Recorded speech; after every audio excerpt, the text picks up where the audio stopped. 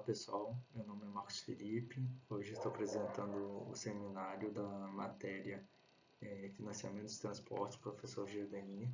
O artigo em questão escolhido foi o Estradas com Pedágios Dinâmicos nos Estados Unidos, Algoritmo de Especificação, Estratégias Operacionais, Equidade e Financiamento. Bom, vamos para ele, né? Bom, antes de iniciar a apresentação do artigo, vamos entender algumas coisas sobre o que é precificação, né? Para isso, vamos ver como é que funciona a precificação dos transportes, né? Que basicamente é alocar os recursos de maneira eficiente, né? De forma a maximizar os retornos à população, analisando as suas internalidades, por exemplo, congestionamento, poluição, acidente, entre outros, verificar as formas de financiamento dessa infraestrutura e dos serviços necessários, né? Incentivar os modos de transportes, como carona solidária, transporte público em geral, além do transporte individual, né? Os principais princípios para a precificação dos transportes o usuário pagador, a equidade entre diferentes classes, que isso é um ponto muito importante, né, que é o direito de ir e vir das pessoas, né, não fazer com que o transporte seja uma barreira, e também a sensibilidade em termos de demanda, né, o tanto que eu posso variar o preço e as pessoas ainda vão continuar usando ou não. Para isso a gente tem as bases para precificação, que são coleta dos dados, a metodologia analítica, que é a análise desses dados, a determinação dos preços, que vai ser como que a gente pode explorar, né? E verificação dos resultados, ou seja, se aquele preço está condizente, não está tendo barreiras para as pessoas irem e virem, ao mesmo tempo está conseguindo mitigar os problemas de transportes, né? Ou seja, congestionamentos, problemas ambientais como poluição, entre outros, né? E aí, se você analisar nesse gráfico, você vê que assim, o gráfico de oferta e demanda tem um custo, né? Mas não é um custo tão legal, né? A gente tem que trazer para esse custo social, ou seja, reduzir os engarrafamentos, reduzir a emissão de CO2, entre outros, para que possa ter outras externalidades de uma forma melhor. Bom, após fazer essa parte da precificação, podemos ir para o nosso artigo. O nosso artigo, a introdução dele é assim, ele verifica nos Estados Unidos como estão os pedágios dinâmicos e os pedágios normais, se eles estão sendo eficientes ou não para mitigar o problema dos congestionamentos e ter externalidades como problemas com a redução da poluição, dos acidentes, entre outras coisas, né? Ele verifica os impactos disso de uma forma bem robusta, né? Com os dados do próprio governo e das próprias empresas, né? É óbvio que os das empresas não são tão claros, né? Mas assim, os balanços que existem já funcionam, fornecem uma bom embasamento para que possamos verificar, né?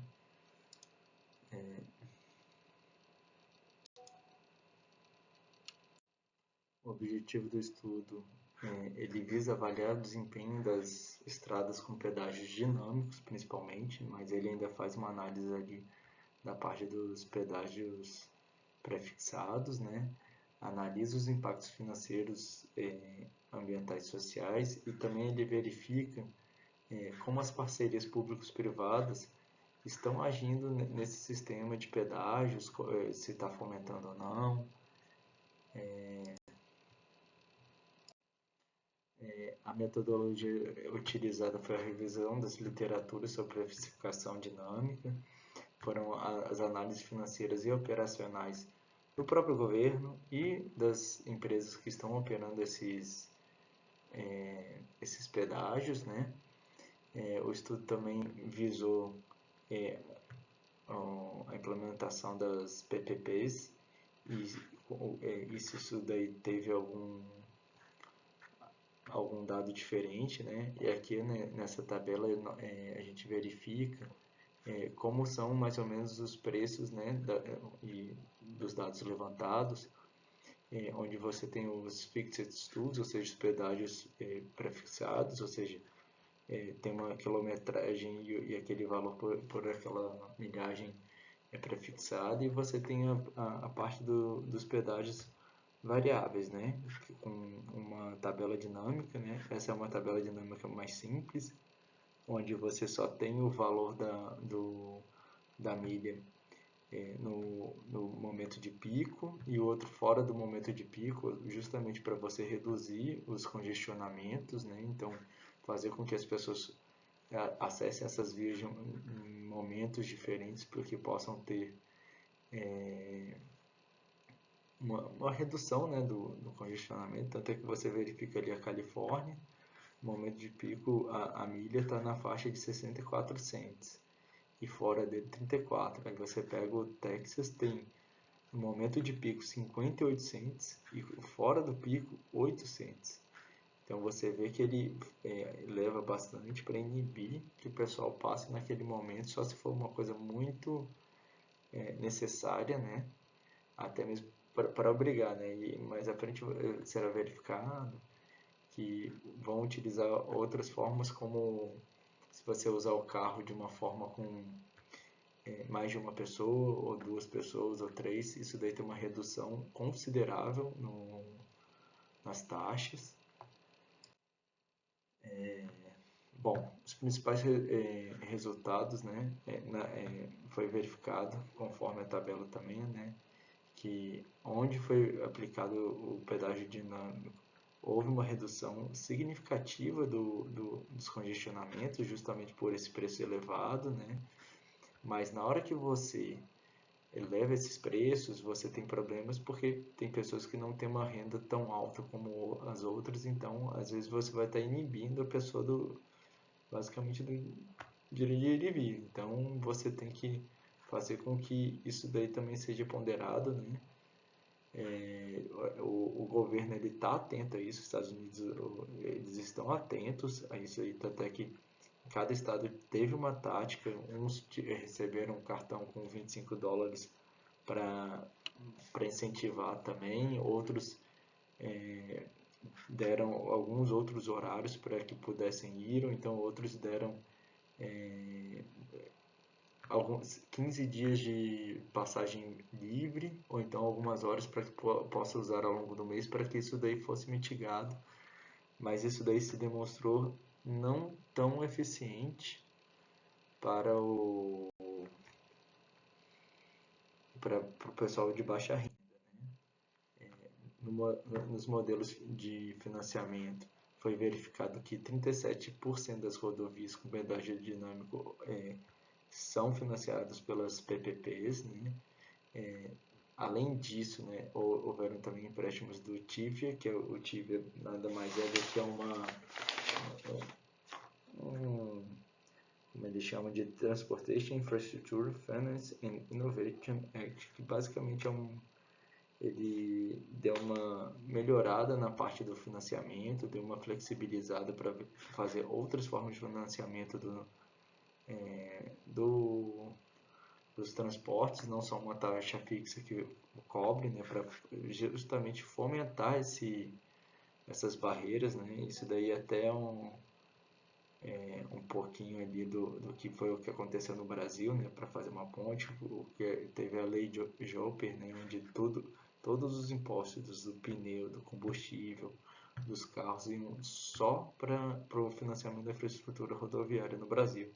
Isso fez com que o Brasil tivesse um fomento na infraestrutura muito grande.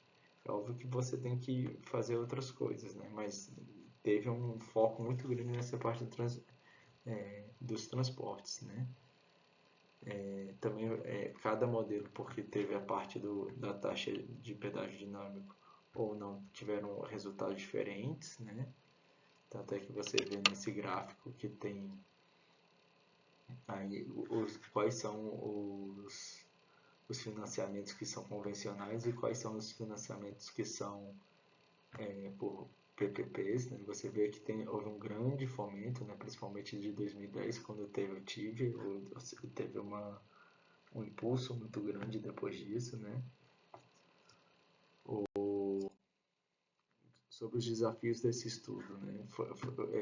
Foi aquilo que foi já dito, né? Sobre a equidade, ou seja, você estipular que a parte financeira seja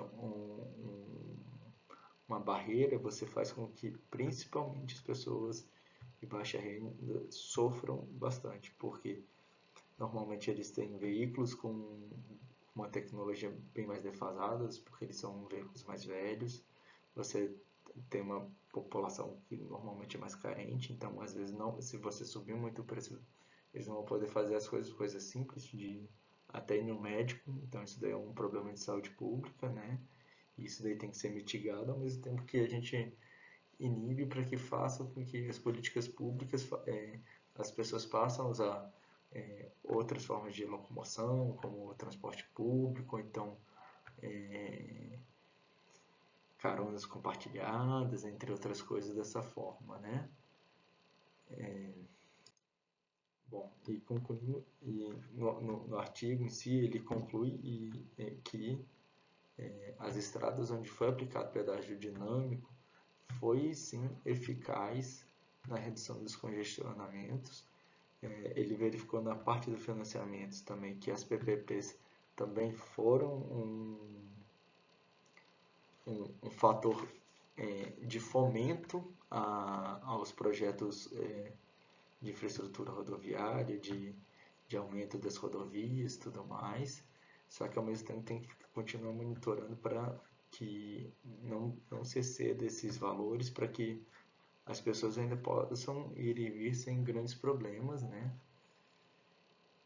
E aí é isso, gente. Muito obrigado. Um abraço a todos.